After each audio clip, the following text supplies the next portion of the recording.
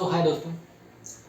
तो आज मैं बात करने वाले बॉन्ड मास्टर अनबॉन्ड मास्टर, क्योंकि मैंने 3 टॉपिक दिया था, equivalent length, critical radius of insulation, bond master unbond master क्या होता है, तो हम इसके बारे में आज बात करेंगे। देखो, जो किताब में जो लिखा हुआ है ना कि जो बॉन्ड मास्टर का डिफिनेशन और अनबॉन्ड मास्टर का डिफिनेशन, वो कुछ ऐसा लिखा है। जैसे बॉन्ड मास्टर में आपको लिखा हुआ कि वेपर प्रेशर ऑफ जो मॉइस्चर है, मॉइस्चर का जो वेपर प्रेशर होता है वो प्योर लिक्विड के वेपर प्रेशर से क्या होता है, वो कम होता है।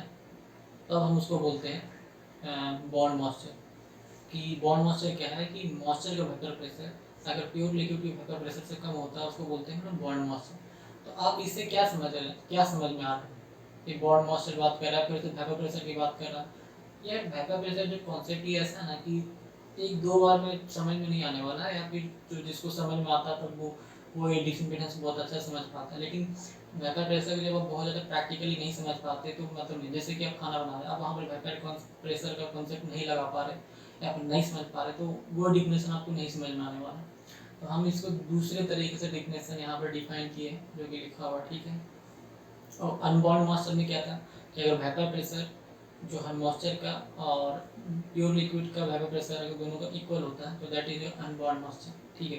यार ये दोनों डिफिनेशन से पता नहीं चल पा रहा है कि किस मॉइस्चर को हम मतलब ड्राई कर सकते हैं, किसको नहीं कर सकते हैं, या फिर कहाँ पर ये यूज होता है। लेकिन इस डिफिनेशन से आप बहुत आसानी से पता कर सकते हैं। ओके, तो स्टार्ट करते हैं।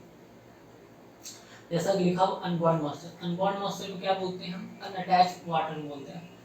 अनबॉन्ड मॉइस्चर बोलिए चाहे फिर बोलिए अनअटैच वाटर। अनअटैच मतलब है कि एक दूसरे से अटैच नहीं है, मतलब जुड़ा हुआ नहीं, वो अलग है। तो वही बोल अनबॉन्ड बोलिए चाहे आप देखिए, जैसे ही हम अनअटैच लिखे ना तो आपको समझ में आ गया। बॉन्ड मतलब जुड़ा हुआ होता है, अनबॉन्ड मतलब अनअटैच हुआ। तो ये लोकल लैंग्वेज में हो गया, थोड़ा सा अपनी समझ में आ रहा है।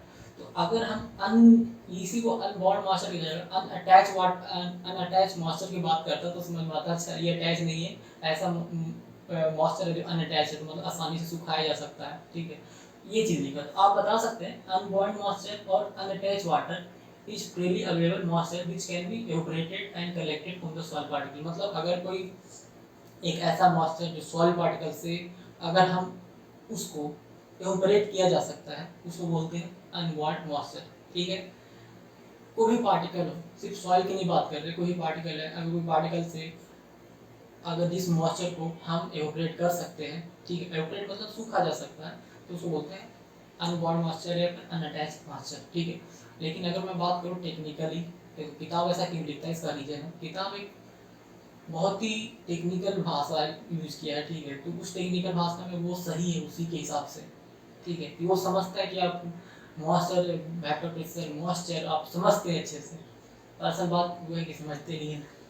मेरे बॉन्ड मास्टर क्या हुआ कि जो अटैच वाटर रहेगा, ठीक है।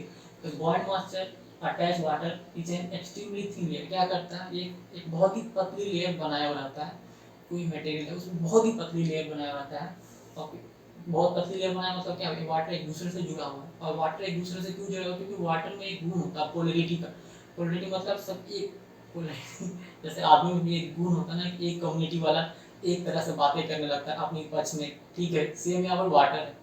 फिर जैसे मान लो कि अगर कोई इंडियन और अमेरिकन में लड़ाई चल रहा है, मैच चल रहा है, तो क्या इंडियन को सपोर्ट करने लगता है, भले ही कभी कोई पॉइंट ऑफ व्यू वो सही भी है गलत भी है, फिर भी यस यस। तो सेम एक कम्युनिटी के लोग जो है एक दूसरे से अटैच हुए, ठीक है।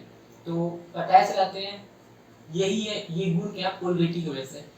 आप हिस्ट्री में पढ़े होंगे ध्रुवीकरण, ध्रुवीकरण ही इंग्लिश में बोला जाता है, पोलराइजेशन बोलिए चाहे पोलरिटी बोलिए, ठीक है।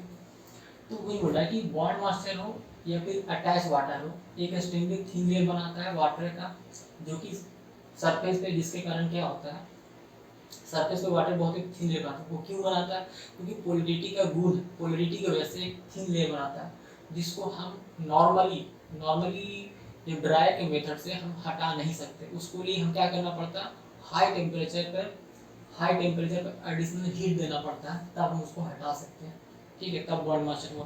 तब आप समझ में आएगा कि बॉन्ड मास्टर जैसे कि आप कपड़ा सुखा रहे हैं, कभी कभी ना कि तुरंत बहुत गीला रहता है तो तुरंत सूख जाता है, फिर थोड़ा कम होता है, थोड़ा सूखने में टाइम लगता है। तो वो मॉइस्चर जो हम सुखा नहीं सकते, नॉर्मल टेम्परेचर की बात करें कि आप नॉर्मल वेदर की कंडीशन में सुखा नहीं सकते हैं, उसकी बात करें तो एडिशनली हाई टेम्परेचर पे, एडिशनल हीट देके हाई टेम्परेचर पे जब हम उसको हटाते हैं तो दैट इज कॉल्ड अनबॉइल्ड मॉइस्चर। और नॉर्मल किताब में क्या लिखा है बॉइल्ड मॉइस्चर डेफिनेशन कि vapour pressure of moisture, vapour pressure of moisture मतलब जो मटेरियल में जो मॉइस्चर है, लेकिन 100% मॉइस्चर कभी हटाया नहीं जा सकता। मैं बताऊंगा बॉन्ड मॉइस्चर अनबॉइल्ड मॉइस्चर का यूज कहाँ पर हो रहा है।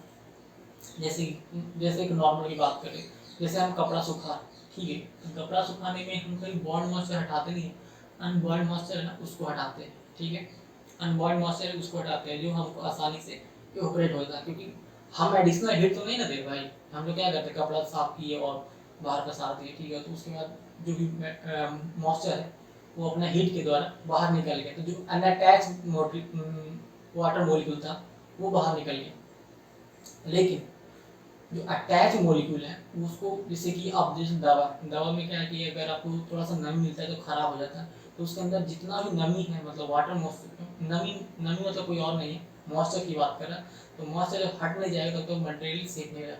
इसलिए दवा को देखते हैं हमेशा पैक करके लाया जाता है। आप और कोई खाने पीने और कोई और मटेरियल हम अलग से लाते हैं, लेकिन आप दवा को देखते हैं